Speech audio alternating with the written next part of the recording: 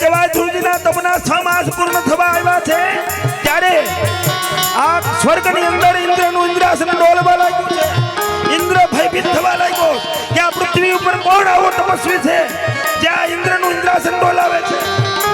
એમ કહેવાય ઇન્દ્રાદી દેવતાઓ કોઈ વાઘ કોઈ સિંહ કોઈ બનીને અનેક વાઘવરું બનીને દેવતાઓ ધ્રુવજીને ડરાવવા માટે આવે છે. પણ ધ્રુવજી કયા મંત્રમાં લીન છે?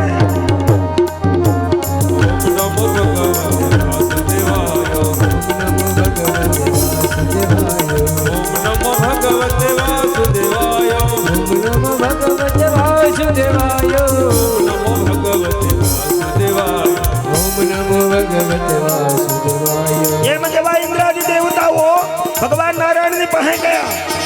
હે વિષ્ણુ પરમાત્મા, આ પૃથ્વી ઉપર કોઈ તપસ્વી તપ કરે છે, અમારું સ્વર્ગનું સિંહાસન આખું ડોલવા લાગ્યું છે, કોઈ મારા ઇન્દ્રાસન માટે તો તપ નથી કરતું ને. ત્યારે ભગવાન નારાયણ કહે કે મારો પરમ ભક્ત ધ્રુવ આજે મને મળવાની હામ લઈ અને આ તપનો આરંભ થયો છે. ઇન્દ્રાદી દેવતાઓ સ્તુતિ કરે છે ભગવાન નારાયણને કે પ્રભુ આપ જઈને આપના ભક્તને મળો, સ્વર્ગનું સિંહાસન ડોલવા લાગ્યું. ધ્રુવજીને મળવા માટે સ્વયં ભગવાન નારાયણ મધુવન જંગલની અંદર ધ્રુવજીની સામે પ્રગટ થયા. ભગવાન શ્રી હરિ ધ્રુવને અવાજ આપે છે, પણ ધ્રુવ કયા મંત્રમાં લીન છે?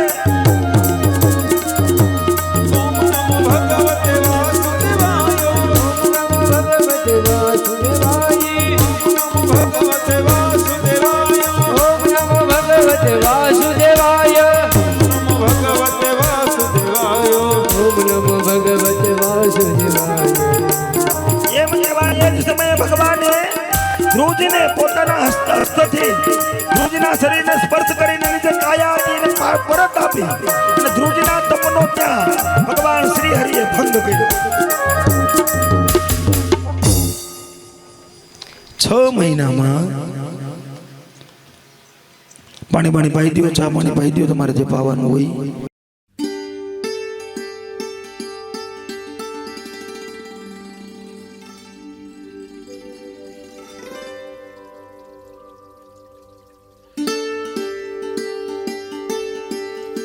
ગાંડુભાઈ ગૌ પ્રેમી માણસ છે, બહુ ભક્ત છે. દયાળજીભાઈનું સ્વાગત કરે છે, જોરદાર તાળીઓથી બધાવો. બોલીએ કૃષ્ણ કનૈયા.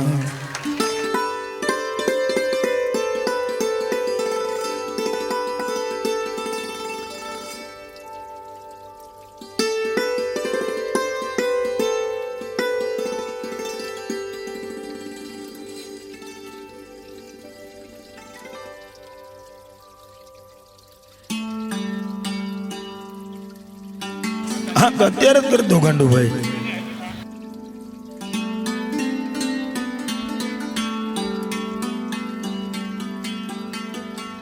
વસ્તુ બનશે સદૈવ ભવતામ.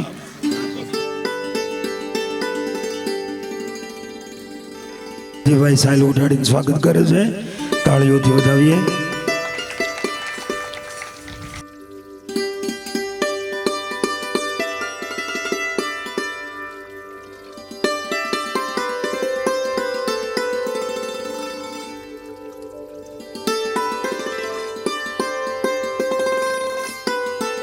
મહેમાન પધાર્યા છે, મહાવીરભાઈ બાપુ પધાર્યા છે, એમના હાથે એમના ભાણેજ છે.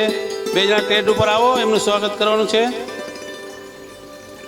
મહાવીરભાઈને ઉપર બોલાવો ને, આપણા પાડોશી છે અને પેલા સગા પાડોશી અને બહુ આપણો મિત્ર પણ એકદમ નજીકથી છે ને જે સુરતથી પધાર્યા છે. આપણે બુવાજી છે, એમને સ્વાગત કરવા માટે અહીંયા આવે છે ઉપર.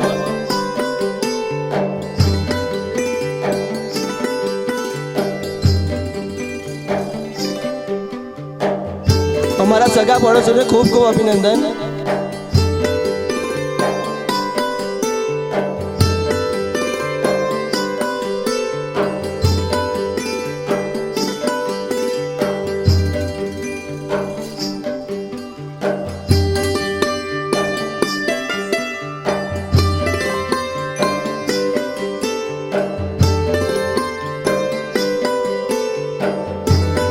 બોલો દ્વારિકાધીશની. અરે એવું બોલે છે કે બાજુમાં મોરાડાને ખબર પડી છે કે અહીંયા ટાક પરિવારમાં કથા હાલે છે. બોલો દ્વારિકાધીશની.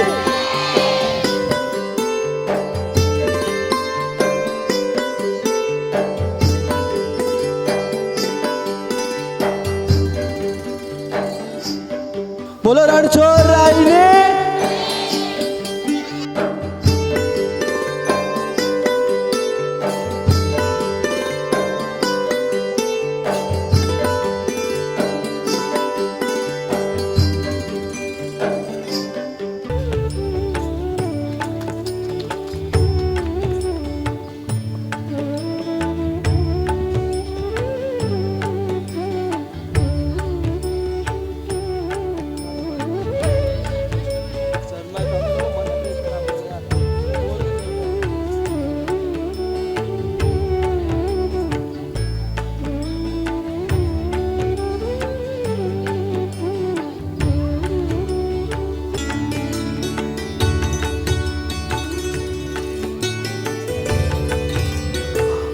બધા મહેમાનોને ખૂબ ખૂબ અભિનંદન.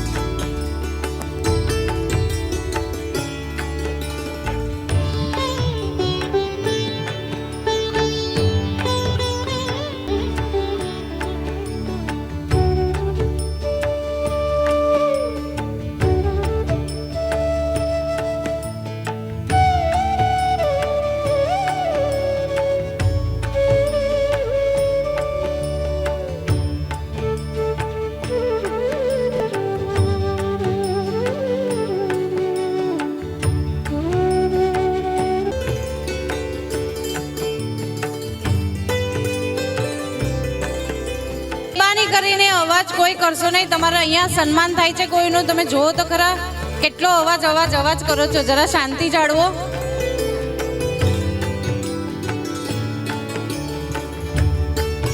તે સપ્તાહ રાખેલ આવા માટે ખૂબ ખૂબ અભિનંદન.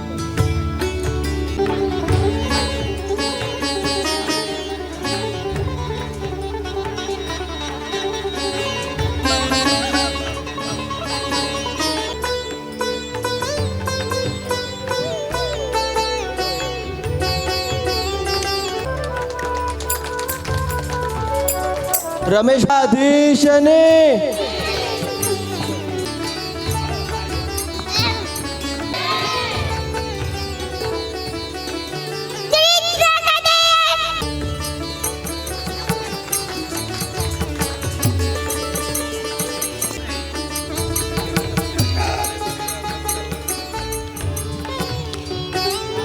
અંકિત બેન છોકરો છે ને.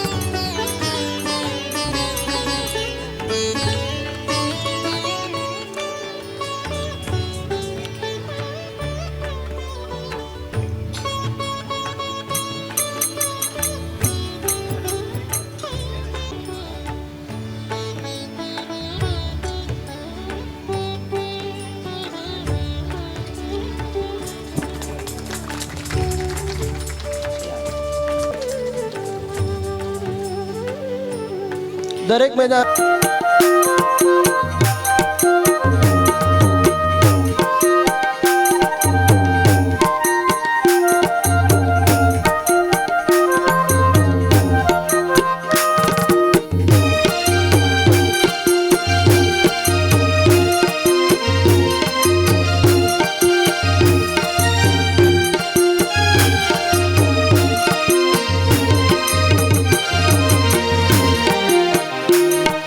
યુવાન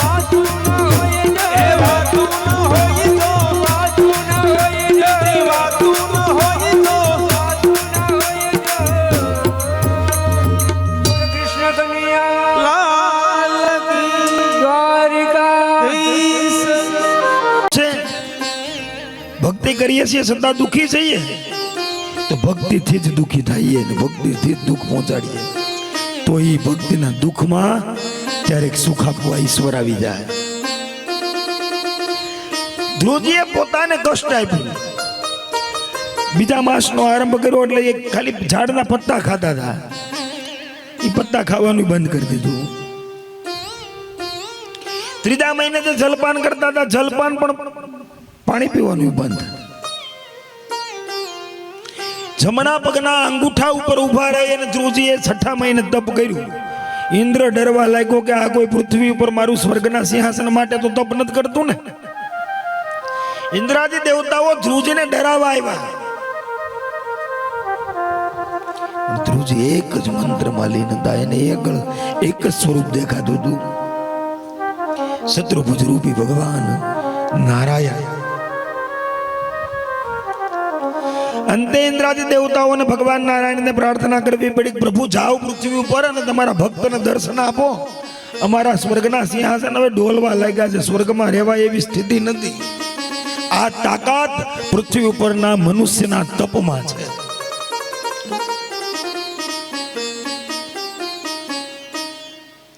પણ નામે મોઢે લેવાય થોડું.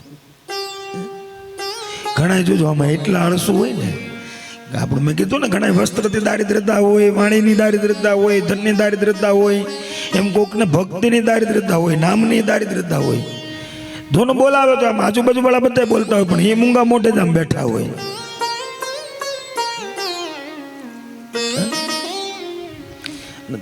દાંત ક્યારેક કાઢતા રહેવા જોઈએ, ક્યારેક ધૂનમાં જે સારા મંત્રો આવે ને ત્યારે ગાતા રહેવા જોઈએ. અને દાંત નો કાઢે ને એનો તો મૂળ કોઈથી ભરોસો જ ન કરવો. હા, મીંઢા માણા ઉપર તો કોઈથી વિશ્વાસ જ નહીં કરવાનો. મીંઢા માણા મિત્ર નહીં બનાવવાનો કોઈથી. કઈ પાછળથી ઘા મારી લે કે નક્કી નહીં. અને વહેવાય તો મૂળ નહીં. હા, મિત્ર ઉદયથી વાંધો નહીં પણ વહેવાય તો મૂળ નહીં કરવાનો. હા, અને ઘણા છે ને આમાં શરમમાં હોતરી જાય. ધૂન હાલતી હોય ને આમ અંદરથી મજા આવતી હોય પણ બોલવામાં શરમ આવતી હોય. ક્યાં આપણે આમાં ધૂન બોલવી એમ મેન્ટાલિટી જો. અપશબ્દ બોલવામાં શરમ નહીં આવે. એ ગમે એટલા ઉભા છે તો બોલી નાખશું. પણ ધૂનમાં એમ કંઈક ઉભા થઈને રાસ લ્યો, ઉભા થઈને નાચો, તાલી પાડો તો એમાં પુરુષોને તો બહુ શરમ આવે. અત્યારે બહેનોના ભાગનું જ ખાય જો પુરુષો.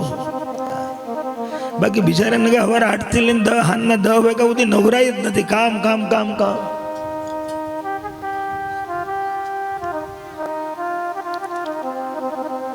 એટલે બોલતું રહ્યું. એક ગામમાં એક ડોશીમાં હતા. આ ડોશીમાં એ કોઈ દી રામનું નામ નહીં બોલેલા. રામ કે શ્યામ કોઈ દી બોલે જ નહીં. ભગવાન જાણે ક્યાં ભાવનો દુશ્મનાવટ હશે, મારો રામ જાણે. પણ આખી જિંદગીમાં કોઈ દી સોરે નથી ગયા, કોઈ દી નારાયણ લક્ષ્મીનારાયણના મંદિરે નથી ગયા, કોઈ દી માતાજીના મંદિરે નથી ગયા, કોઈ દી એના મોઢેથી રામનું નામ એની જિંદગીમાં બોલ્યા નથી. આ દ્રષ્ટાંત એટલે આપું છું આપણને આંખ ઉઘડે તો કે જે આત્મા એ લાયક નથી ને ત્યાં સુધી પહોંચી નથી શકતો. 4 દીકરા હવે એ ડોહીમાં મરણ પથારીએ પડ્યા, જાવું જાવું થાય. આમ છોકરાઓ સારી ઉપાધિ કરે, ભાઈએ કોઈ દી દાન નથી કર્યું, કોઈ દી વ્રત નથી રહ્યા, કોઈ દી ઉપવાસ નથી કર્યા, કોઈ દી મંત્ર જાપ તો હું રામનું નામ નથી બોલ્યા. હા, બાને મોક્ષ નહીં મળે, બા ભટકવાના છે. બાના મોઢે એક વખત રામનું નામ બોલાવી દઈએ આપણે, જો બાને મોક્ષ મળી જાય તો. બાની આગળ આમ ગીતાજી લાવે, ગીતાજીની ઉપર ઓલા કૃષ્ણનો ફોટો હોય ને એટલે આમ ગીતાજીની ચોપડી બતાવે બા, તો બા આમ મોઢું ફેરવી લે, ભગવાનના ફોટા આમ જોવે નહીં. બાને એમ કે નહીં જો હું ગીતાજીની ચોપડી જોઈ લો મરી જાવ તો, એટલે ઓલો છોકરો પાછો આમ ફેરવીને હામી લાવે, પાછું મોઢું ફેરવી લે. બા જોવો તો ખરા આમાં કોનો ફોટો છે? એ ચોપડા ફોટા હોય જ બટા. સારી છોકરા ખમતી ધરતા, ખાટલો નાખ્યો ખંભે, ગામના ગોંદરે લઈ ગયા, જ્યાંથી રામજી મંદિરની ધજા બતાવી. બા હા બટા જો ઓલી ધજા દેખાય એ કે ગામ હોય ને ધજા લહેરાતી જ હોય, ફરકતી જ હોય. પણ એમ નહીં, એ કયા મંદિરની ધજા છે બટા? ગામ હોય ને મંદિર હોય જ. મને તું ઘરે લઈ જા, મને તડકો લાગે છે. બા બોલ્યા નહીં કે રામજી મંદિરની ધજા છે. છોકરાઓ કે હાલું બાએ ખરી કરી છે. બા બોલ છે નહીં. 5-4 ભાઈઓ ને એક બેન હતી. બેનના ઘરવાળાનું નામ રામલો. તેને એમ કે જમાઈને બોલાવી, જો બા કે રામલો આવ્યો એમ તો રામ તો આવી જાય એમ. બા આંખ ઉગાડો તો જોવો તો કોણ આવ્યું છે? બાઈ આમ હળવેકથી આમ નેવા માંડ્યા. કોણ છે બોલો તો? હું કઈ હજી મરી નથી કઈ જીવું છું, મને ખબર છે કોણ આવ્યું છે. કોણ છે કે આપણી કડવીનો ઘરવાળો.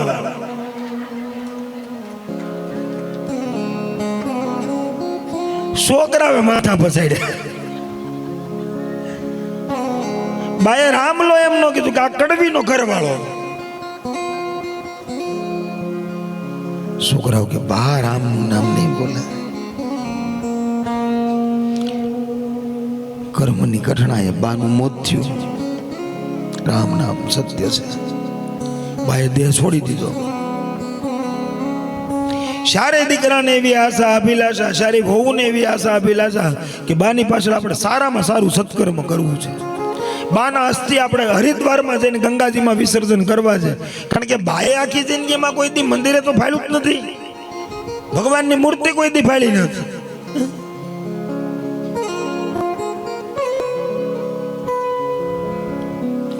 હવેના યુગમાં બહુ સારું છે, આ બધું આવી ગયું. પેલા તો હરીસો જોઈને ગાંડા થતા. પેલા હરીસા નહોતા, કા પાણીમાં જોવું પડતું, પાણીમાં પ્રતિબિંબ દેખાય, કા પડસાયો જોઈ લેતા.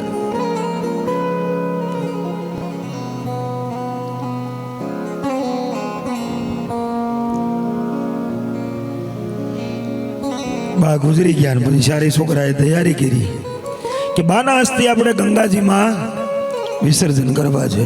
તેમાં સૌથી નાનો છોકરો હતો ને એને કીધું બટા ભાઈ તું જા, બાના હસ્તે ગંગામાં પધરાવતો હોય અને બધા બ્રાહ્મણો બોલાવીને ખૂબ દાન દક્ષિણા આપજે, વ્યવસ્થિત વિધિ કરાવજે અને બાના હસ્તે ગંગામાં પધરાવતો આવજે. હવે નાનો છોકરો તૈયાર થયો, તરત ટ્રેનમાં બેન દિલ્હી ગયો. દિલ્હીથી બીજી ટ્રેન હરિદ્વારની થોડીક મોડી છે. ત્યાં એનો એક દોસ્તાર તો કે ને ઘડીક મારા દોસ્તારને ત્યાં થતો જાવ. ઘણા ટાઈમે બે જૂના મિત્ર મળ્યા એટલે એમ હાલ થોડુંક તને ફેરવી દઉં. ઠેલો ઘેરે મૂકીને ભાઈ ફરવા નીકળી ગયો. હવે જેના ઘેરે ઠેલો મૂક્યો ને એની ઘરવાળીને ગામના ઠેલા વિખવાની ટેવ. એટલે ઠેલામાં તો હું હોય ને એક દી પૂરતો ગયો હોય તો 2 જોડી કપડા ને બાનો લોટો હસ્તીનો હતો કે આના દોસ્તારું આવા નાવા આવી કે ઘરમાં હાડકા લઈને આવે છે. એ લોટો જે તાંબાનો હતો ને માથે લાલ કપડું હતું, ઉગાડીને ગટરનું ઢાંકણું ખોલ્યું, એ લોટો સીધો ગટરમાં ઊંધો વાળ્યો. બાના હસ્તી ગંગા જગ્યાએ ગટરમાં. ફરીને પાછા આવ્યા, બીજી ટ્રેનનો ટાઈમ થઈ ગયો કે હાલો ને ભાઈ હવે હું રજા હાલો. હળવેકથી ઠેલો લીધો અને જય શ્રી કૃષ્ણ કહીને હાલતો થયો. ઠેલો ઉપાડ્યો તો ઠેલો હા વળવો વળવો લાગ્યો. ખોલીને જોયું તો અંદર લોટો જ ન મળે. એટલે હળવેકથી એને એના મિત્રને કીધું, ભાઈ આમાં એક તાંબાનો કળશ હતો. કેમ? એમાં મારા બાના અસ્થિ હતા. કે હું હરિદ્વાર અસ્થિ પધરાવા જાઉં છું, લોટો આમાં નથી. હવે ઘરવાળાને તો ઘરવાળીની ખબર જ હોય. હા, જો પતિ પત્ની એકાબીજાને જેટલું ઓળખતા હોય એટલું કોઈ ન ઓળખી શકે. ગમે એટલા જણા બેઠા હોય એને બે હનકારીમાં હાનમાં ઈશારામાં વાત કરવી હોય તરત થઈ જાય. ગમે ત્યાં બેહવા જ્યાં હોય એટલે આમ ઘરવાળાને બહુ મજા ન આવે, જરીક હનકારી થાય એટલે ઘરવાળો બિચારો તરત ઊભો થઈ જાય. હાલો હવે જય માતાજી. એટલે આના ઘરવાળાને ખબર કે મારી ઘરવાળીને આ ટેવ છે, પણ જીગર તો જોઈને પૂછવાની. હળવેકથી અંદર ગયો રોવાડામાં, ઓલી વાડામાં વાસણ ઉટકતી હતી. તને કહું, હા બોલો ને. તે મારા ઓલા મિત્રના ઠેલામાંથી તાંબાનો લોટો કાઢ્યો. હા, જો આ મુટકીને મૂક્યો હોય. તમારા દોસ્તારું તમારી જેવા ઘરમાં હાડકા લઈ લઈને આવી જાય છે. તો ઓલો દોસ્તાર બિચારો આમ લોટો લઈને આને દેવા આવ્યો. આ નાના છોકરાએ લોટો પાડ્યો, લોટો ખાલી.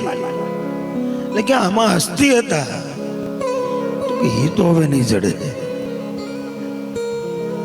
ક્યાં ગયા એ મારી ઘરવાળીને ખબર. પૂછે ને મારા બાના હસ્તી છે, મારે ગંગામાં પધરાવા જવું છે. હળવેકથી પાછો બીતા બીતા બિચારો આવ્યો ને કીધું કે એમાં એના બાના હસ્તી હતા. એ તો ક્યાં નાખ્યા, ક્યાં પધરાવ્યા? કે એ જો ઓલા ગટરનું ઢાંકણું ખોલીને એમાં નાખ્યા. હવે ગટરની મેન લાઈન જ્યાં નીકળતી હતી ને, બે પાંચિયા વાળીના ગટરમાં પીડ્યા. એ 5 હસ્તી હતા, એમાંથી 4 ખોવાઈ જાય, એક જ જઈ. અને ત્યારે એમ કહેવાય કે આ નાનો છોકરો જે હસ્તી પધરાવા ગયો હતો ને, એને એમ થયું કે મારા બાના કોઈ એવા સત્કર્મ જ નથી, કોઈ એવી પુનાઈ જ નથી. ક્યાં હું ગંગામાં એ હસ્તી પધરાવા જતો હતો અને આ ગટરમાં એક હાડકું જેડું ને લોટામાં નાખીને કપડું બાંધીને પધરાવાનું છોડીને પાછો વી આવ્યો. ઘરે પાછો આવ્યો એટલે મોટા ભાઈને બનેલા બનાવની વાત કરી કે ભાઈ આવું જ થયું, બાના અસ્થિ ગંગાની જગ્યાએ ગટરમાં ગયા અને એક જ અસ્થિ જેડ્યું છે. મોટા ભાઈ ખીજાણા, હો તને એક કામ હોતું હોય તારાથી એક કામ ન થાય. તને ખબર છે કે આપણા બાની જિંદગીમાં કેટલા કેટલા પાપ કર્મ કર્યા છે, કેવા કેવા કુકર્મ કર્યા છે. બાનો આત્મા આખી જિંદગી ભટકશે. આપણે એના સંતાનો છે, આપણે ફરજ છે બાને મોક્ષ આપવાની. એટલે તને હરિદ્વાર મોકલો તો અસ્થિ પધરાવા. હવે એક કામ કરો, 4 ગાડીઓ તૈયાર કરો, આખો પરિવાર ફૂલ ફેમિલી, બધા છોકરાઓ હોવું બધાને આપણે ભેગું હરિદ્વાર અસ્થિ પધરાવા જવાનું છે. ત્યાં બ્રહ્મભોગ કરાવવાનો છે, બ્રાહ્મણો જમાડવાના છે, બ્રાહ્મણો દક્ષિણા આપવાની છે, કાયદેસર શાસ્ત્રોક્ત વિધિ કરવાની છે અને બાના અસ્થિ આપણે ગંગાજીમાં પધરાવા જવાનું છે. મોટા ભાઈ અસ્થિ છે, નાના છોકરા ભાઈ પાસે હતું એ લઈ લીધું. જોજો જ્યારે આ મોટો પરિવાર હોય ને ભાઈ, અને એક તો બહુ આનંદની વાત છે કે 6 ભાઈઓ હતા, 5 પાંડવો જેવા. અત્યારે 5 ભાઈઓ તો બેઠા છે. આનો હપ જોઈને જ આપણને એમ થાય કે નહીં, અત્યારે 2 ભાઈઓ ભેગા નથી રહી શકતા. આ 5 ભાઈઓ માટે જોરદાર તાળી પાડો. અને મેં ભાઈ આપણે વસંતભાઈની એમ કહેવાય થોડી ઘણી વાત મને જે મળી એ પ્રમાણે કે દાદા અમારા મોટા ભાઈ છે ને પહેલા તો ગર્વ લેવાની વાત છે કે દીકરો બાપ માટે કરે, પણ આ ભાઈ ભાઈ માટે કરે ને એ બહુ ગર્વ લેવા જેવી બાબત છે. અને વસંતભાઈ પ્રત્યે 5 ભાઈઓના અંતરમાં એટલો પ્રેમ છે ને કે અમારા મોટા ભાઈ છે ને એ રામ જેવા હતા. ભાઈ કે દાદા અમારા મોટા ભાઈ વસંતભાઈ કે રામ જેવું એનું જીવન હતું. અને હું કહું એ જીવાત્મા એ પ્રકારનો હોય ને તો જ આજ આ ભાગવત કથા આ ફળિયામાં થતી હોય ભાઈ. નગર કોઈ પાપી આત્માની પાછળ ભાગવત ન થાય. એ તો ન્યાથી ને એની કરુણા ને એની કૃપા હોય તો જ આ આત્મા પાછળ આવા ભાગીરથ કાર્ય થાય. અહીંયા પણ મોટા ભાઈ કે એના બાના મોક્ષ માટે બધાને જવાનું છે. બધા જ ગાડીઓ લઈને આવ્યા. હરિદ્વાર નદી કિનારે ઉભા રહ્યા. 51 બ્રાહ્મણોને બોલાવી, બ્રાહ્મણોને દક્ષિણા આપી, રાજી કર્યા, ભોજન કરાવ્યું, બાનું અસ્થિ વિસર્જન કર્યું. એમાં નાના ભાઈની વહુ ને લાજ કાઢવાની મોટા ભાઈની, એટલે કે બેટા તમે થોડુંક આગળ દી, બાને ત્રણ ખોબા પાણી રેડી દો. નહીં હોવે 3 ખોબા પાણી બાને રેડી દીધું. બધું જ કમ્પ્લીટ કરીને ઘરે આવ્યા. ફળિયામાં બેઠા હિસાબ કરવા. હિસાબ તો કરવો પડે ને. કોને કેટલા વાપર્યા, ક્યાં વાપર્યા, કેટલા થયા, કેટલા જોયા. ને મેં મોટા ભાઈ બોલ્યા હો, હાશ બાના હસ્તી ગંગામાં હવે એક પ્રવાહ કરી દીધો ને એટલે બાના હાથમાં ને હવે સદગતિ મળી જાય. બાનો આત્મા હવે ભટકશે.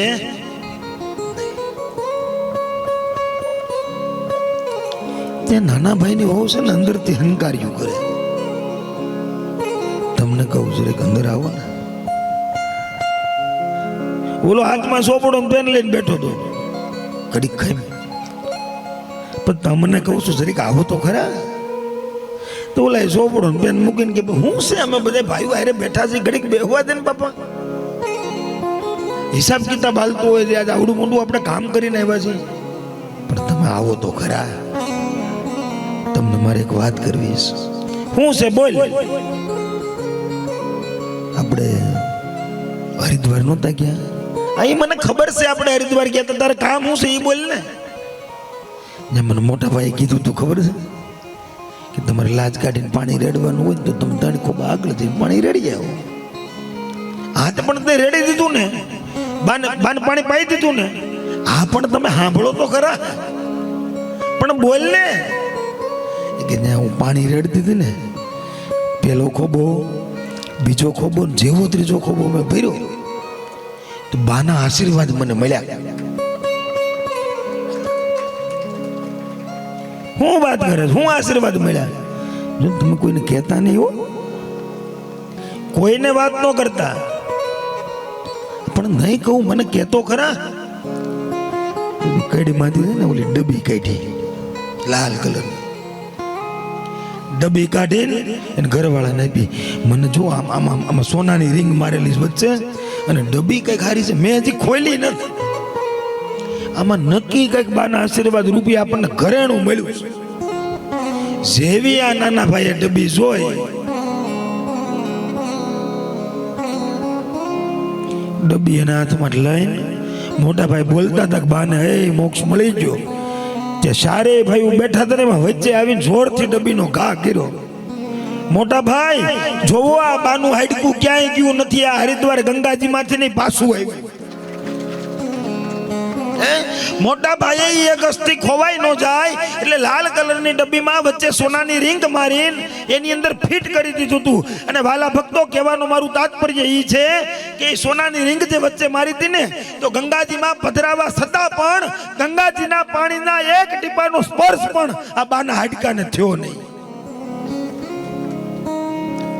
એટલે જીવતા જો પ્રભુ સ્મરણ નહીં કર્યું હોય, પ્રભુ નામ નહીં લીધું હોય, પ્રભુ નામ મંત્ર જાપની માળાઓ નહીં કરી હોય તો મર્યા પછી ગંગાજી પણ આપણા અસ્થિ નહીં સ્વીકારે.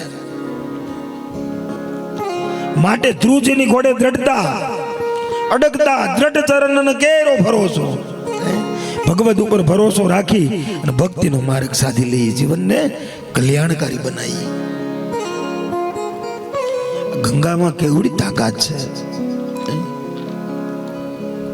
એમ કહેવાય કે આપણે સુરતનું જમણ ને કાશીનું મરણ કાશીમાં તમે જાઓ ને તો બહારથી લોકો, વિદેશોમાંથી એટલા લોકો ત્યાં મરવા આવે છે. કાશી વિશ્વનાથ ગયા વર્ષે અમારે કથા હતી ને, એ કથામાં ત્યાંના જે અમુક આપણા વર્ષો જૂના જે એનઆરઆઈ લોકો હોય, હજારો લોકો તમને ત્યાં જોવા મળે કે છેલ્લે 5-15 દી મહિનો દીની વાર હોય ને, એટલે મરવા માટે સ્પેશિયલ કાશીમાં આવી આવે છે.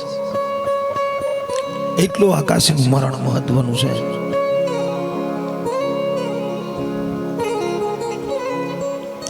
તો જીવનને કલ્યાણકારી બનાવવા માટે પ્રભુ સ્મરણ જરૂરી છે. ધ્રુવજીએ 6 મહિનામાં તપ કરી ભગવાન શત્રુભુજ રૂપી પ્રગટ થયા, શંખ ચક્ર ગદા પદ્મ લઈ. ધ્રુવે આંખ ખોલી ભગવાન શત્રુભુજ રૂપી નારાયણના દર્શન કર્યા, વંદન કર્યા. ધ્રુવજીને કહે છે, ધ્રુવજી માગો, જે વરદાન જોતું હોય તે માગો. ધ્રુવજી કે પ્રભુ હવે મારે અહીંયા પૃથ્વી લોક ઉપર રહેવું નથી, મને તમારી સાથે લઈ જાઓ. ભરી કહે નહીં, તમારે અવિચલ રાજ્ય સ્થાપના કરવાની છે, અવિચલ રાજ તમારે હાંકવાનું છે. તમારે ઘણા વર્ષો આ પૃથ્વી ઉપર વિતાવાના છે, માટે તમે ઘરે પાછા ફરી જાઓ. ધ્રુવજી હટ કરે છે, પણ પ્રભુએ સમજાવ્યા. ધ્રુવજી ઘરે પાછા આવે છે. આ બાજુ રાજા ઉતાનપાદને સમાચાર મળ્યા કે ધ્રુવજીએ કેવલ 6 મહિનામાં ભગવાનનું તપ કરી શ્રી હરિ શત્રુભુજ રૂપે દર્શન મેળવ્યા, નારાયણને મળીને એનું તપ ફલીભૂત કરીને ધ્રુવજી પાછા ફરે છે. માતા સુનીતિ, સુરુષિ ને ઉતાનપાદ રાજા ધ્રુવજીના હમૈયા કરે છે. ધ્રુવજી આવ્યા ને પહેલા પગે કોને લાગ્યા? માતા સુરુષિને આભાર માન્યો કે તે જો માં મને કદાચ ઠપકો નો આપ્યો હોત ને તો મને આત્મામાં લાગી નો આવત, અને જો મને આત્મું નો દુભાત તો હું ભગવાનનું તપ કરવા નો જાત, અને જો તપ કરવા નો જાત તો મને કઈ ભગવાન શત્રુભુજ રૂપી મળત નહીં. માટે મારી પહેલી ગુરુ માં તું છો. અને જીવનમાં જોજો અમુક માણસ કડવા હોય પણ ગુણકારી હોય.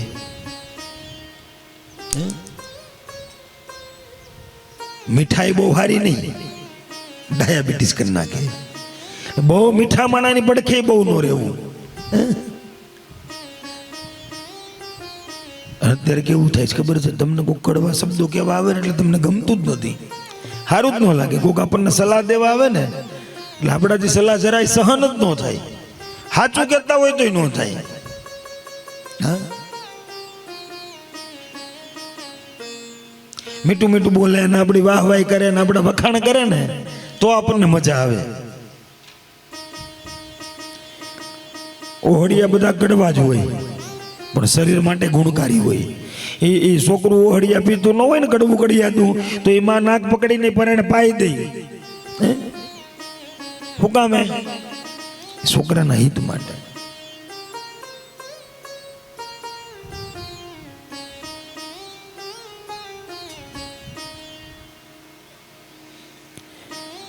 એક ઘરમાં દવાની ઉંદર મારવાની દવા પડી હતી ને છોકરું રમતા રમતા એ દવા પકડી લીધું, એટલે માએ તરત એ દવા આંચકી લીધી. એટલે છોકરું રડવા મળ્યું. છોકરું રડે છે તો એ દવા એના હાથમાં દેવાય? કારણ કે માં જાણે છે કે આ પીવાથી જીવનની યાત્રા પૂરી થઈ જાય. ઘડીક રડે તો રડવા દેવું પડે. એમ ક્યારેક આપણા વડીલો, કોઈ એવા સજ્જન વ્યક્તિઓ, કોઈ સારા મહાપુરુષો આપણને બે વાત કહેતા હોય ને તો એની સાંભળી લેવી, જીવનમાં ઉતારવી. એ આપણા માટે હિતકારી છે, આપણા માટે ગુણકારી છે. ધ્રુવજીએ પહેલા ગુરુ સુરુષિ માતાને માયના એને વંદન કર્યા, ઉતાનપાદ રાજાને વંદન કર્યા, સુનીતિ માતાને વંદન કર્યા, અને એમ કહેવાય ઉતાનપાદ રાજાએ ધ્રુવજીને પોતાના ખંભા ઉપર બેસાડી લીધા છે. વાજતે ગાજતે હમૈયા કરી અને સુનીતિ માતાને ધ્રુવજીને રાજ્યની અંદર, રાજમહેલની અંદર પ્રવેશ આપ્યો છે. ત્યારબાદ ધ્રુવજીએ 36,000 વર્ષ સુધી રાજ્ય ચલાવ્યું. એક દિવસના સમયે સુરુષિના પુત્ર ઉત્તમનું યુદ્ધ યક્ષો સાથે થયું. યક્ષો સાથે યુદ્ધ થયું એટલે ધ્રુવજી યક્ષો સાથે યુદ્ધ કરવા માટે ગયા. ત્યારે મનુ મહારાજે રાજા ધ્રુવને ધર્મોપદેશ આપ્યો કે તું કોણ છે જેને 5 વર્ષની ઉંમરમાં 6 મહિનામાં તપ કરી અને શ્રી હરિને મેળવી લીધા, અને આજ તમે આ યુદ્ધની અંદર છો. ત્યારે ધ્રુવને ઝાંખી થઈ, યાદ આવ્યું, સ્મૃતિ થઈ. બધું જ છોડીને સરસ્વતી નદીના કિનારે ધ્રુવજીએ પાછું તપ કર્યું. આગળ માતા સુરુષિનું વિમાન, વચ્ચે ધ્રુવજીનું વિમાન, નીચે માતા સુનીતિનું વિમાન. ભગવાનના પાર્ષદો ધ્રુવજીને લેવા આવ્યા અને ધ્રુવજી ધ્રુપદને પામી ગયા. આજે પણ દક્ષિણની અંદર ધ્રુવ નામનો તારો અવિશાળ રહે છે.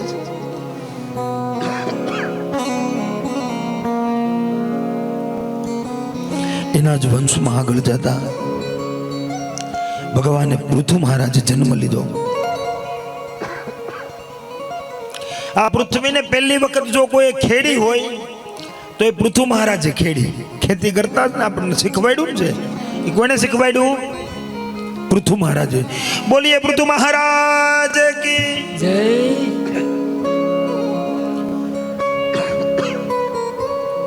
પૃથુની ઉત્પત્તિ શેમાંથી થઈ? તો કે રાજા વેન હતો, એ વેનનું મૃત્યુ થયું એટલે ઋષિમુનિઓએ એ રાજા વેનના શબનું દોહન કરી એમાંથી ભગવાન પૃથુ મહારાજનો જન્મ થયો. એના જ વંશની અંદર આગળ જતા ભગવાન ઋષભદેવ થયા, જેને 24 તીર્થંકરોની સ્થાપના કરી. બોલીએ ઋષભ ભગવાન કી.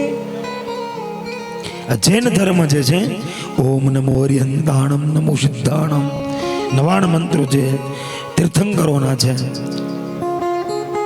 ઋષભદેવ અંતે પરમહંસ થયા, કે જેને મળમૂત્રનું વિષ્ટાનું પણ ભાન ન હોય ને એને પરમહંસ કહેવાય.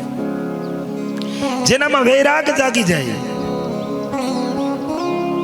24 તીર્થંકરોની કરોની સ્થાપના કરી ઋષભદેવે પોતાની લીલા સમેટી લીધી. ઋષભદેવને ત્યાં 100 પુત્ર થયા. એમાંથી 81 કર્મકાંડી બ્રાહ્મણો થયા અને 9 યોગેશ્વરો થયા અને 10 રાજાઓ થયા. એમાંથી એક રાજા ભરત.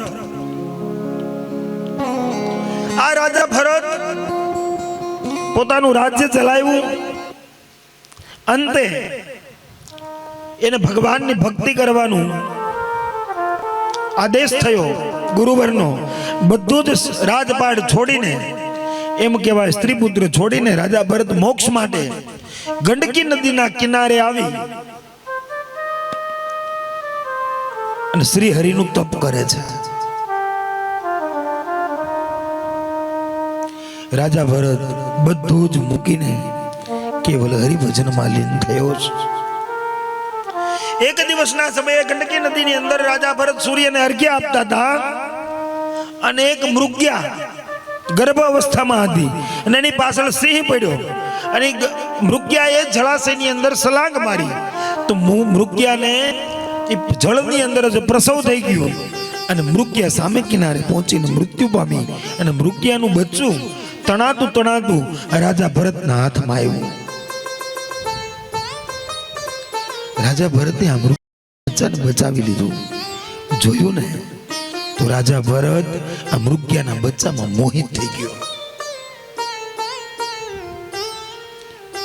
આશ્રમમાં લઈ આવ્યો, ઘરે લઈ આવ્યો,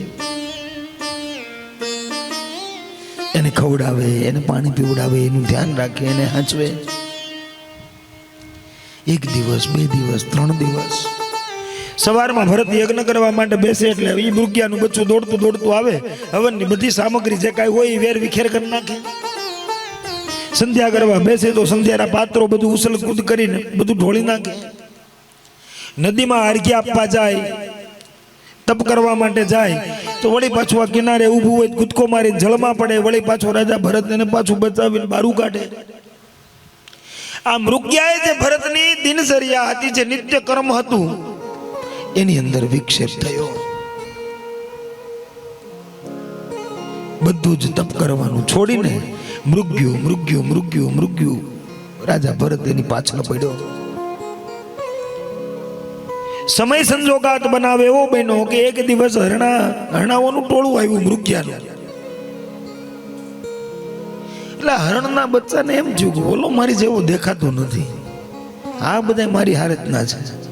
એટલે એ હરણનું બચ્ચું એ હરણના ટોળા ભેગું જતું રહ્યું. અને મૃગયામાં ભરતને માયા લાગી. મૃગ્યુ આખા જંગલમાં રાજા ભરત હરણના બચ્ચાને ગોતે છે, ક્યાંય મળ્યું નહીં. અંતે મૃગ્યુ કરતા કરતા રાજા ભરતનું મૃત્યુ થયું. અને જીવનનો અમુક પડાવ છે ને, આમ તો 51 50 પૂરા થઈ જાય એટલે સેમાય આશા તૃષ્ણા અપેક્ષા રાખવી ન જોઈએ. ગૃહસ્થાશ્રમે જે છે એને વનપ્રસ્થાશ્રમ 51મા વર્ષે કરવું જોઈએ. સારા સારા કથાકારો વક્તાઓ તમે જોજો સંસારમાં હશે, પણ 51 વર્ષ ચાલુ થાય ને 51 એટલે વાનપ્રસ્થાશ્રમ કરી લે. પછી બે માણસ હોવા છતાંય બે નોખા રહી, સંસારમાં રહી અને સંસારથી પર રહેવું. વન એટલે વનવાસ, વાનપ્રસ્થાશ્રમ કરવો.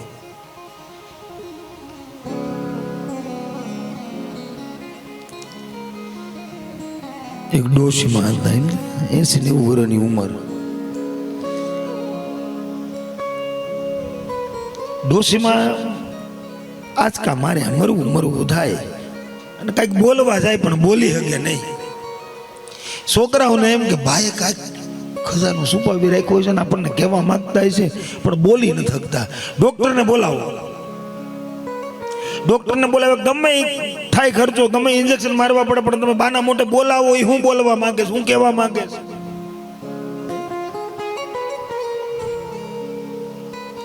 ડોક્ટર ઇન્જેક્શન માર્યા, બાના થોડુંક બોલી શકે એવું કરી દીધું. હા બોલો બા, હું કહેવાનું છે? એ ઓલી પાડી જો હાવણો ખાઈ જાય,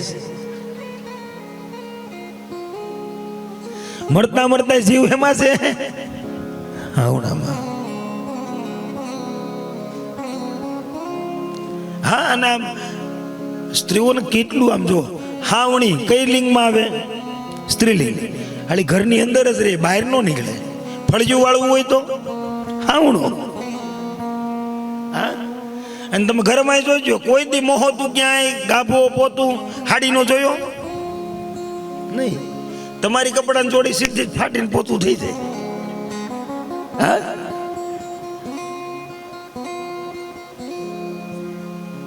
આ કળિયુગ આમ તો સ્ત્રી રાજનો છે, એનો યુગ છે.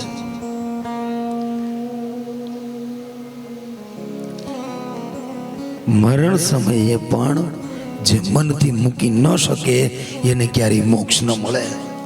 મોક્ષ માટે તમારા જીવનમાં તમારા આત્માથી બધું મૂકી દેવું પડે.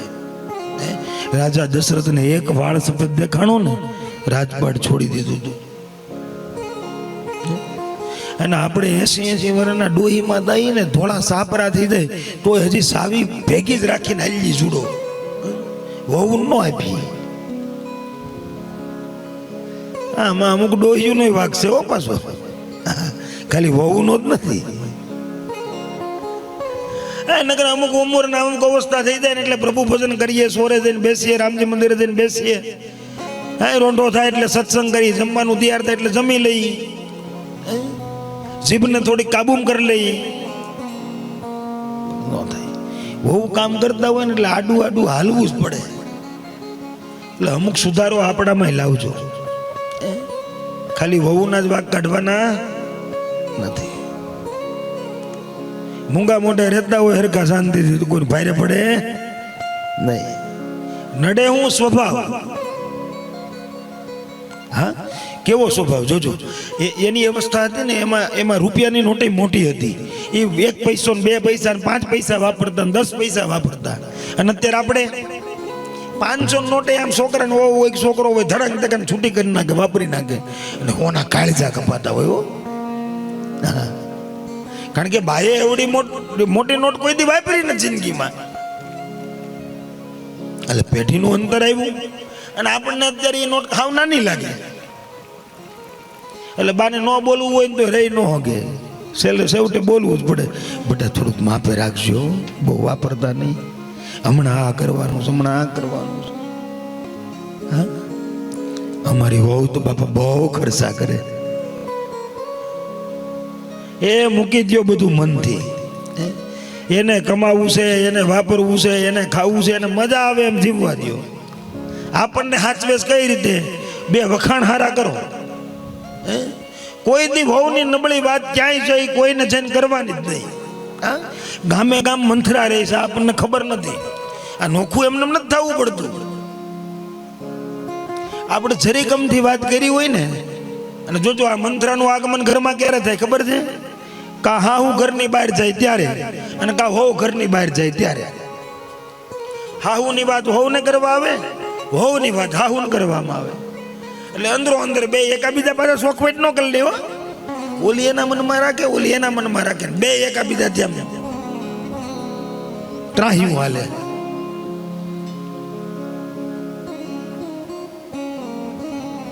નાની મોટી બાબતમાં એ કાંઈ પણ કચાશ આપણને સંશય જાગતો હોય ને, પરિવારમાં કોઈ પણ વ્યક્તિની હારે, તો એની હારે બેહીને ખુલ્લા દિલથી વાત કરી લેવી, મનમાં રાખીને હોવાનું નહીં. તકલીફ ન્યા પડે છે કે આપણે વાતને ઢાંકવા માંગીએ છીએ. જીવનના અંતે એટલે કે અમુક 50 વર્ષની ઉંમર વટી જાવ પછી સેવાય મોહિત રહેવું નહીં, કોઈ માયામાં કોઈ મોહમાં પડવું નહીં. આ રાજા ભરતની કથા આપણને શીખવાડે છે. મૃત્યુ કરતા મર્યો ને એટલે બીજો જન્મ એને મૃગ્યાનો મળ્યો. પણ ભગવાનની કૃપા એટલી કે એને બીજા જન્મમાં પણ યાદ કે હું આગળ રાજા ભરત હતો, ગંડકી નદીના કિનારે તપ કરવા ગયો હતો અને મૃત્યુ કરતા મર્યો, એટલે મને બીજો જન્મ મૃગ્યાનો મળ્યો છે. એ જન્મ પણ પૂરો થયો. ત્રીજો જન્મ બ્રાહ્મણને ત્યાં લીધો. બ્રાહ્મણના ઘરે જન્મ લીધો એટલે આગળના 2 જન્મ એને યાદ કે હું રાજા હતો, તપ કરવા ગંડકી નદીના કિનારે ગયો હતો, અને બીજો જન્મ મૃત્યુ કરતા મરવાથી મને બીજો જન્મ મૃગ્યાનો મળ્યો, અને હવે આ ત્રીજો જન્મ મને બ્રાહ્મણના ઘરે મળ્યો છે. એટલે બધું જાણવા છતાં ભરત, ત્યાં પણ એનું નામ ભરત છે. કેવું કીધું એને? જડ જેવા જ કામ કરે એટલે એનું નામ પડ્યું જડ ભરત. જ્ઞાની છે, વિદ્વાન છે,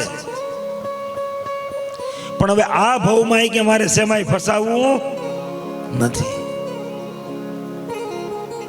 અને આપણને આગળનો ભાવ યાદ નથી ને એટલે આપણે ફસાઈ જઈએ છીએ.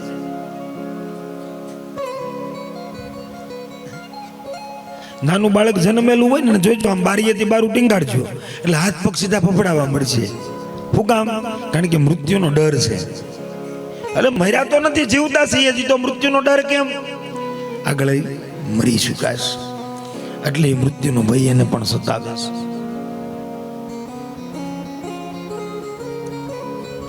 ના દુનિયા છે ને જે બનાવી ને ભગવાને,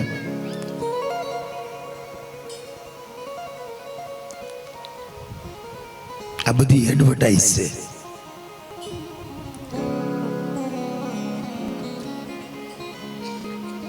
એક ભાઈનું મૃત્યુ થયું ને નરકનો સહભાગી બન્યો કે તારે નરકમાં જવાનું છે. એટલે ગયા તો કે આમાં ભાઈ તારે એક કર્મ સારું કરેલું એટલે એક સજા તને મળશે, પણ તું જે પસંદ કરે ને એ સજા તને મળશે. એને લઈને હાલ્યા જતા હતા. ઓલા ગરમ ગરમ લાલ હળિયા કર્યા હોય અને એ એમના દૂતો બધા હરિયા ભરાવે અને રાડ નીકળી ગઈ. ઓય બાપા કે આ સજા થોડી સહન થાય, આ નહીં કે મને બીજી આપો. કાંઈ વાંધો નહીં, આગળ આવી મૂકળતા તેલમાં તળતા હતા. આપણે કેમ ઓલા સમોસા તળી, આ નો સહન થાય, હજી આગળ લઈ જાઓ. સાબુકથી, કાટાળા સાબુક હોય, સાબુકથી મારતા હતા. તો કે હાય નહીં. થોડાક આગળ ગયા તો આવું મસ્ત સ્ટેજ બનાવેલું હતું. સ્ટેજ ઉપર અપ્સરાઓ નૃત્ય કરતી હતી. આમ મોટી આમ સિનેમામાં કેવો મોલો પડદો હોય એવો પડદો મૂકેલો. સામે વિષ્ટાનો કુંડ. કુંડ ક્યાં સુધી? કમર સુધી. અને એમાં પીઝા ને બર્ગર ને હોટડોગ ને જે ખાવું હોય બધું ઘડીએ ને ઘડીએ આવે. કોલ્ડ ડ્રિંક્સ એટલે ઓલા ભાઈને કે એક સજા લેવાની છે. તો કે આમાં પડવું છે તમારે? તો કે હા, આ સજા હાલ છે. વિષ્ટાનો કુંડ છે પણ કમર સુધી છે ને એટલે વાંધો નહીં, આ મંજૂર છે. હારા હારા ગીત વાગતા હોય, નૃત્ય થતું હોય, બધું ખાવા પીવાનું મળતું હોય. એટલે ભાઈ અડધી કલાક થઈને એટલે બેલ વાગ્યો. બેલ વાગે એટલે શીર્ષાસન કરી જવાનું. જેવો બેલ વાગ્યો એટલે શીર્ષાસન. એટલે કહેવાનો મારો અર્થ એ છે કે આ ભગવાન જેટલી બધી મોહમાયા મૂકી છે ને એ બધી એડવર્ટાઇઝ છે, દેખાડવાનું છે. ભગવાન તમને ફળ ક્યારે આપે કે તમે કોઈ પણ કર્મ કરો ને, કર્મ કરીને તમે ભૂલી જાઓ ને ત્યારે એ કર્મનું તમને ફળ મળે. બાકી તમે કરો ને જો તરત ફળ મળી જતું હોય તો ત્યાં લાઈન ન થાય. એટલે જેટલું બધું આપણે એમ કહીએ પત્ની, બાળકો, રૂપિયા, પૈસા, ધન, દોલત, મોજ શોખ જે કાંઈ પણ કરીએ ને આ બધી જ ભગવાનની એડવર્ટાઇઝ છે તમને એમાં ફસાવી રાખવા માટે. એમાં ને એમાં તમે સારું વાગતું હોય, સારું ખાવાનું મળતું હોય, સારું જોવા મળતું હોય એટલે એમાં ફસાઈ જાઓ. એટલે પ્રભુ સ્મરણ થાય ને એટલે આ ભગવાનની માયાથી પર થઈ અને ભક્તિનો માર્ગ સાધવાનો છે. જડ ભરતને બધું યાદ છે. એક દિવસના સમયે એના મોટા ભાઈએ એને વાડીએ મોકલો, જા કોઈ કબૂતરાઓ, પશુ પક્ષીઓ આપણે હમણાં બિયારણ વાવ્યું છે કોઈ ખાઈ ન જાય, ધ્યાન રાખજે. એ ભરત તો સજા ઉપર બેઠા છે કે રામ કી ખેત રામ કી ચિડિયા, ખાઓ ચિડિયા બરાબર પેટ. આ ખેતર એ રામનું છે, ધાન એ રામનું છે, તમે રામની છો, ખાઓ બાપા મોજથી. મોટો ભાઈ વાડી આવ્યો, જોવે તો બધા કબૂતરા નકા હતા બી બધું સણી ગયા. જડ ભરતને માર મારે છે કે તે આટલું કામ ન કર્યું, આટલું ધ્યાન ન રાખ્યું. પણ જડ ભરતની બેન હતી ને એને મલમ લગાવે છે. ભાઈ તું હું કામે આવું કામ કરે છે? તને મોટા ભાઈ જે કામ છે એ કામ કરતો હોય તો, કામમાં ધ્યાન દેતો હોય તો. જડતા ભર્યું જીવન જીવે છે.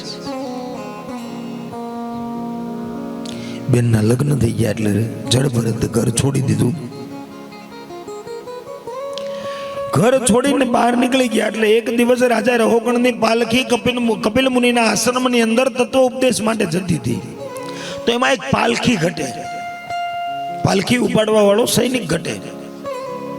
એટલે જડ ભરતને પકડી લાવ્યા. જડ ભરતને ખંભે પાલખી લીધી પણ જડ ભરત પગમાં જુએ છે કોઈ કીડી મકોડા, કોઈ જીવાતું, કોઈ જીવ મારા પગેથી મળતા નથી ને. એટલે જેવું કોઈ કીડી મકોડો દેખાય એટલે જડ ભરત ઠેકડો મારે. ઠેકડો મારે એટલે પાલખી રાજા રહોગણના મસ્તક ઉપર વાગે. એટલે એક વાર બે વાર રાજા રહોગણ ખીજાણા, પણ ત્રીજી વાર જેવો ભરતે ઠેકડો માર્યો એટલે રાજા રહોગણના માથામાં હારું વાગી ગયું. પાલખી નીચે મુકાવીને રાજા રહોગણે સાબુક કાઢી અને જડ ભરતને સાબુકથી માર મારવા માંડ્યા. જડ ભરત દાંત કાઢે છે. કેમ દાંત કાઢે છે? તને હું માર મારું છું, સજા મળું, તારામાં કઈ શરમ જેવું નથી? ત્યારે જડ ભરતે તત્વ ઉપદેશ જે કપિલ મુનિના આશ્રમની અંદર જતા હતા ને રાજા રહોગણ, એ તત્વ ઉપદેશ જડ ભરત અહીંયા રાજા રહોગણને આપે છે. શું આપે છે? કે તમે જે માર મારો છો ને એ મારા શરીરને મારો છો. શરીર હું નથી.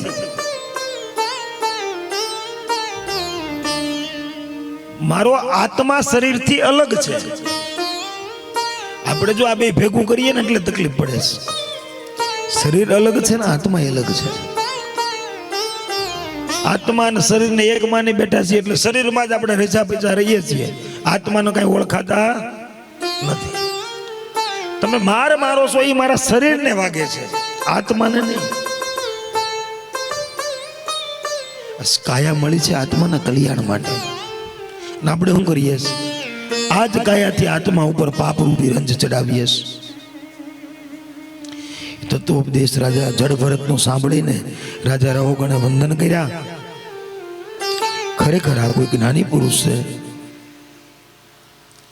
રાજા રહોગણને તત્વોપદેશ આપી જડ ભરત ત્યાંથી નીકળી ગયા.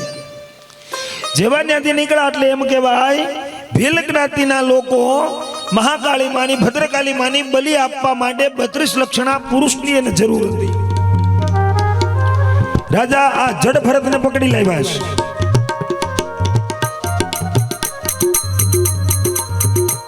જડ ભરતને નવરાવ્યો, તિલક કર્યું, ગળામાં માળા પહેરાવી. ભીલ જ્ઞાતિના રાજાએ ખડગની પૂજા કરી, બલિસ્થાન ઉપર જડ ભરતને હાજર કર્યો. જડ ભરત સામે માં ભદ્રકાલીની મૂર્તિ છે. માને બે આંખ બંધ કરી મનોમનમાં જગદંબાને આદ્ય શક્તિને પરાશક્તિને પ્રાર્થના કરે છે. હે માં, તારા નામ ઉપર આજે આ રાજા મારી બલિ ચડાવવા માટે તૈયાર થયો છે.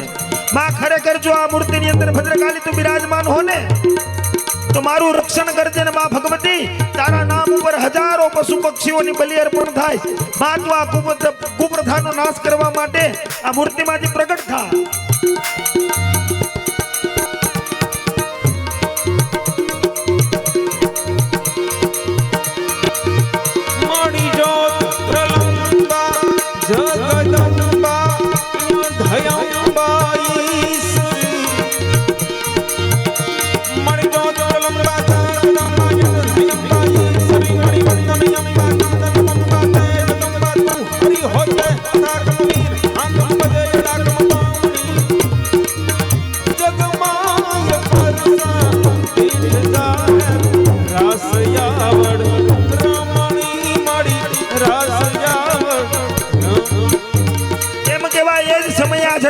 પ્રાર્થના સાંભળી માએ અને જે ભદ્રકાલી માની મૂર્તિ હતી એ મૂર્તિ ફાટી. એમાંથી માં ભગવતી આદ્ય શક્તિ ભદ્રકાલી પ્રગટ થયા.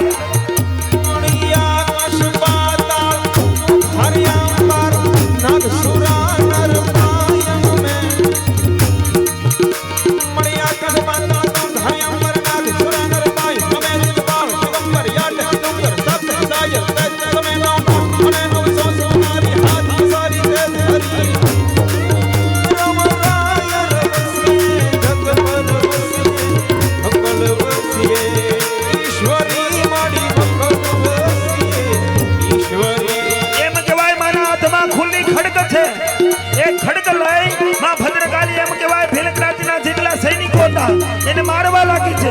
અંતે માં ભદ્રકાલી એમ કહેવાય ભીલ જ્ઞાતિનો જે રાજા હતો એક જ ખડગના પ્રહારથી એ રાજાનું મસ્તક ધરથી જુદું કર્યું.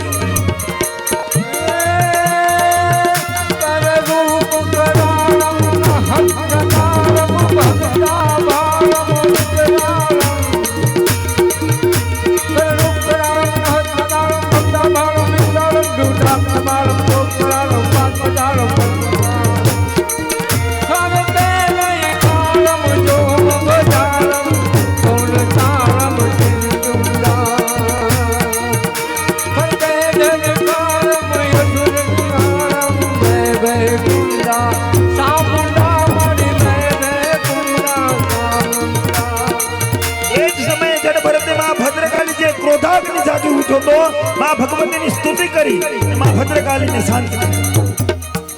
બોલીએ ભદ્રકાલી માત કી જય. જડ ભરતે માં ભગવતીની સ્તુતિ કરી. આવો આપણે પણ સૌ સાથે મળી માં આદ્ય શક્તિ ચામુંડાની સ્તુતિ કરીએ. વિશ્વંભરી સ્તુતિ સાંભળી અને માને હૃદયપૂર્વક પ્રાર્થના કરીએ. હે જગજનની હે જગદંબા માત ભવાની શરણે લેજે. માત ભવાની શરણે લેજે. હે જગજનની હે જગદંબા રજસરી ગુરુ જોઈ બીજાનું રુદન કરવા બે આંસુ દેજે. હે જગજનની હે જગદંબા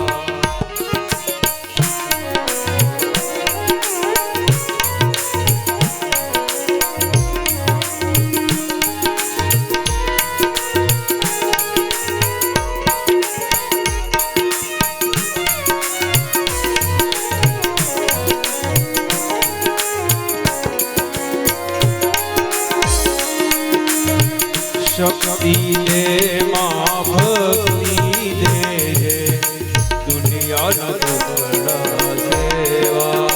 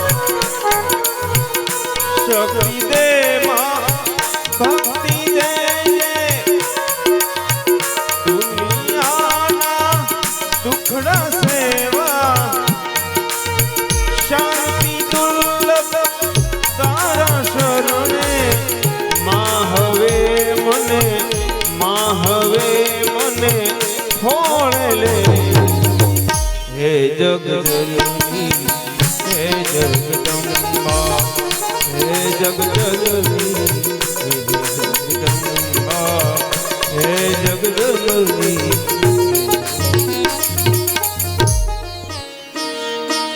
કલો ચંડી વિનાયક કલો એટલે